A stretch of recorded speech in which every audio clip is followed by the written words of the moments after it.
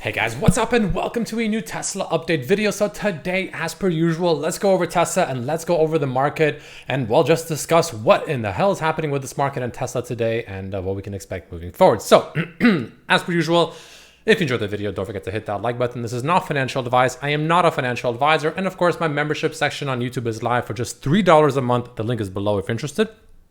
In the description of the video, you can access all my posts, updates, technical analysis, options flow, etc. on Tesla every single day the market is open. And we pretty much have been predicting this movement pretty damn well so far in this in the course, talking about this movement, talking about how I expect it to come back up to this level. You can see I mentioned it over here, I believe it was. I think I mentioned it even over here as well, right?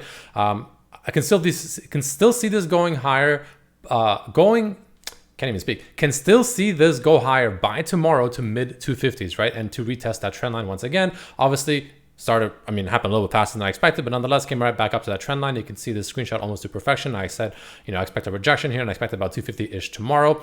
And we pretty much came there right away. So my only issue here is the timing. It's happening much faster than I expect, but nonetheless, and I just told my members literally right before this video how, we're coming back up to retest this trend line breakdown once again, this new trend line we created this this morning. And so far, we're rejecting from it. So there's, there are some signs of caution here. So let's talk about all of that together right now, ladies and gentlemen. So start off with the daily. We're going to make this pretty simple, pretty straightforward. The daily chart, not looking too hot, right? And the reason it's not looking too hot is, first and foremost, right, on the daily and on the 1 hour chart, you can see we're once again getting rejected by this overall trend line at the top, right, that we've been getting rejected at several times now in a row. So that's not ideal, right? The fact that we're getting smacked down that hard from it is not ideal. But what is ideal is the fact that we're still holding the mid-ish 240s, mid to high-ish $240 per share. The fact that we're still holding that is a good sign. But at the rate this is going, I would not be surprised if it does crash, because you can also kind of make the argument, the fact that we're making a descending triangle, right? So we'll take this away for now, right? But you can make this assumption that we're making essentially, if I do a green line as well, so we have the green line up there for the trend line, and we can argue that we're pretty much making something like this as well, right? We're kind of making this descending triangle. And if you're not aware, a descending triangle pattern.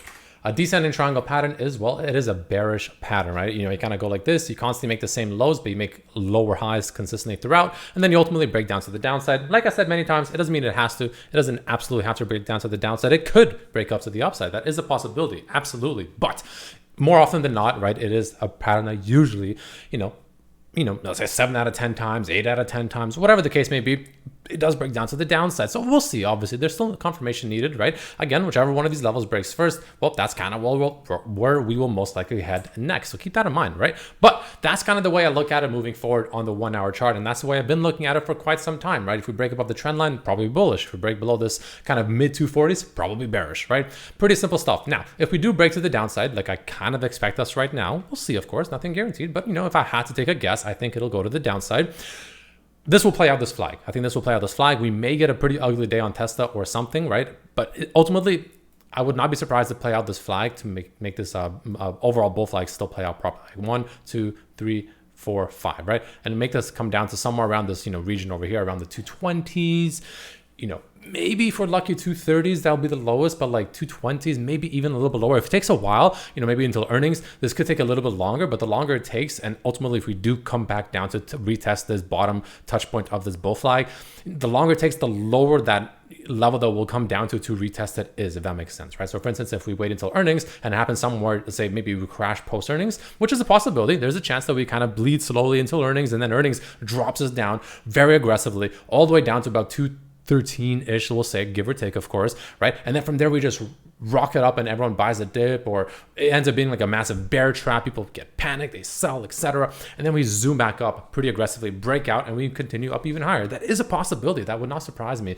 because again, a lot of people, so the issue is this, a lot of people are waiting to buy the dip, right? I know a lot of people are wanting to buy the dip. They want to buy the dip. They're like, oh man, give me 230, give me 220, give me 210. I will buy it. I will buy. Two things. First, usually when the dip comes, most people don't buy it. That's number one.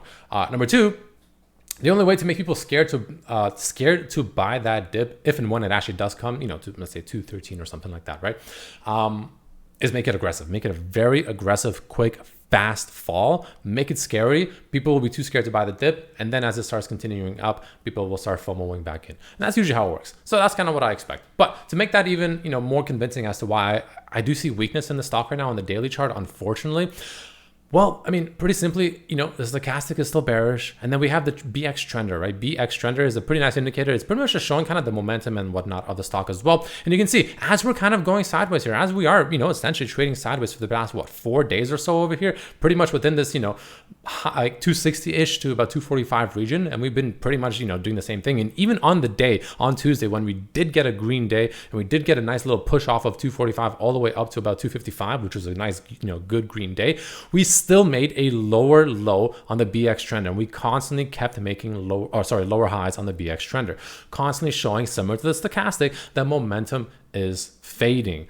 Now, like I said many times, this is not guaranteed. It's not 100% sure going to go down.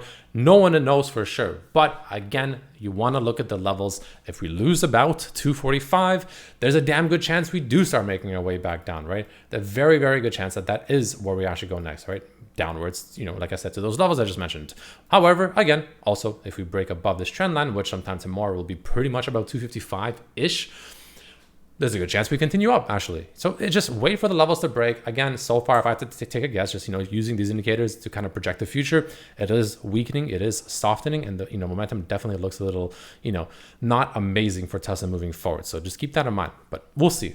Again, let the levels dictate it for you. There's no reason to guess it. There's no reason to think you're smarter than the market. Just let the levels dictate it for you. And on top of that, of course, a lot of puts came in towards the end of the day. You can see here for tomorrow, a lot of them expiring tomorrow and even next week a little bit here. You have a 726 here, right? A lot of puts coming in for tomorrow, expiring tomorrow. So, people may be expecting more bearishness tomorrow. We'll see how that plays out. Or maybe the market will just punish all these late bears potentially as well, if this is a potential bottom area and we actually do zoom up from here and break above 255-ish. So again, let the levels play for you. Let the levels decide it for you. The MACD on the daily is on the verge of flipping bearish as well. There's still a little bit more to go, but if this flips bearish, that would be obviously concerning. So there are some signs and a lot of signs showing that the weakness is definitely coming in for Tesla. So just, don't be too surprised. But obviously, nobody knows for sure, but that is kind of what I see moving forward. So that's kind of the main thing I got for you all today, ladies and gentlemen. So let me know what you think down below, of course, as per usual. The market, of course, down about 0.5%. So Tesla's still holding well relative to the market, and it's actually printing a few inside day candles, right? We had this massive candle here. Yesterday, we had an inside day candle. Today, we have another inside day candle. So we are actually building some momentum. So once we do pick a direction, it should be a pretty fast move, either to the downside or to the upside, whether it's the downside, to, like I said, to a 220s, 230s at least, if not all the way down to about 213-ish for the bottom tick of this bull flag, potentially, depending on when it happens. Or if we do break out to the upside, which I think is the less likely case right now, personally, I think we'll come up to about this 265 to 270 level pretty quickly, honestly, pretty quickly, and most likely get a retest of that level once again. So we'll see. Again, let the levels decide for you. No reason to think you have a crystal ball, because you don't, neither do I. And yeah, let's see how it goes. But thank you all so much for watching. And of course, as per usual, I will go ahead and see you all for the next one. Peace.